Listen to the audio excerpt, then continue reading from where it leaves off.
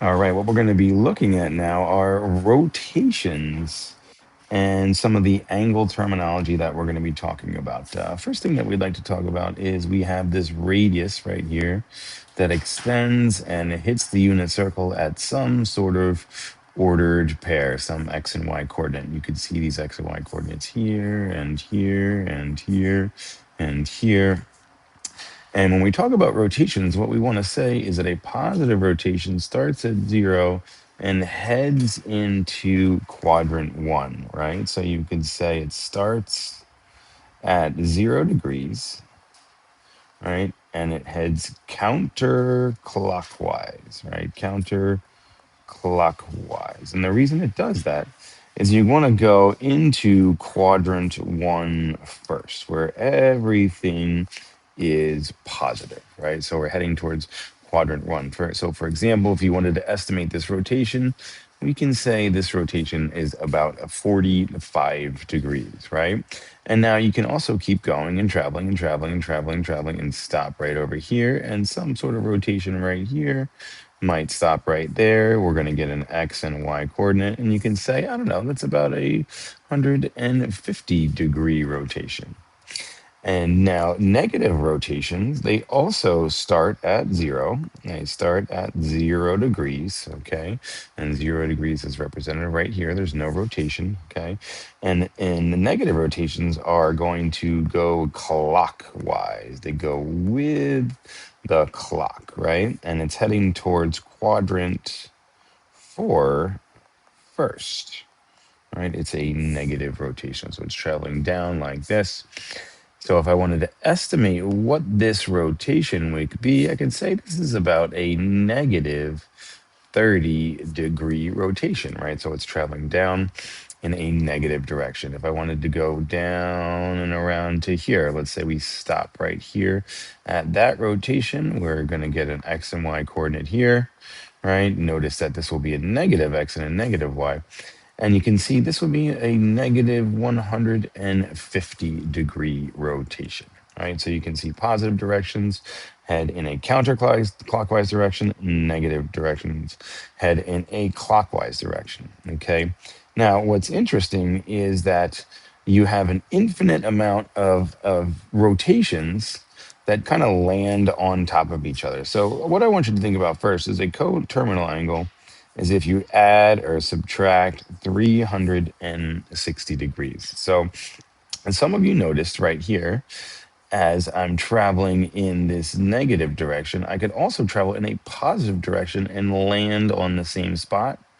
Or I could spin all the way around and then land on the same spot. In fact, I can do that an infinite amount of times and land on the same spot. And that's what a coterminal angle is, right? So for example, if I wanted to know what angle is coterminal with 400 degrees, right? I can just add 360 and I would get 760 degrees. Oops, 760 degrees is coterminal with 400 degrees. I could also subtract 360. So from 400 degrees, I could subtract 360 and I'll be left with 40 degrees, okay? So all these three angles right here are considered coterminal angles, right? Coterminal angles.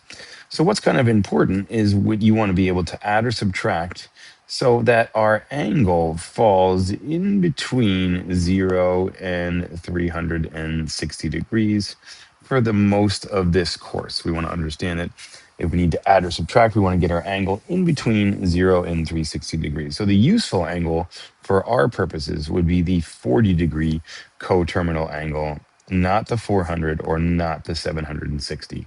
They end up on the same spot, but what's useful is getting our rotations in between 0 and 360 degrees, okay? Now, here's where the trigonometry part comes into play, because this is where it's interesting. And this is what's called a reference angle. So first of all, if I go ahead and rotate up in quadrant number 1, I rotate up. Let's say that this is a 30-degree rotation, All right, that's super easy because if I'm going to create a right triangle right now, now I have a 30, 60, 90 right triangle with a radius of 1. Okay, so the quadrant 1, it's super super super simple. Okay? Now, if I rotate into quadrant 2, what happens if I rotate into quadrant 2? And then let's say this ends right here. I know I've got a negative x value and a positive y value. And then let's say that this is 135-degree rotation.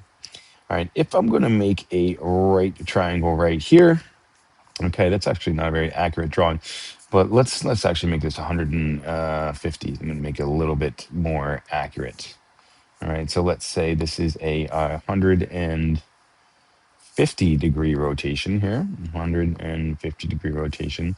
If I create a right triangle right here, now if I know 180 degrees is here, right here is called a reference angle. I know that this has to be 30 degrees because if I'm in quadrant 2, okay, I'm going to take 180 degrees and then I'm going to subtract the rotation, right? So 180 in this case minus 150 is 30, and that will give us this reference angle right down here. Okay. Now let's say if I rotate even farther, let's say I rotate all the way over here to, let's say, let's estimate this to be about 240-degree rotation. If I go ahead and draw a right triangle, here I know I'm going to have a negative x value and a negative y value. Okay, so but what's important is here is what is this reference angle right here?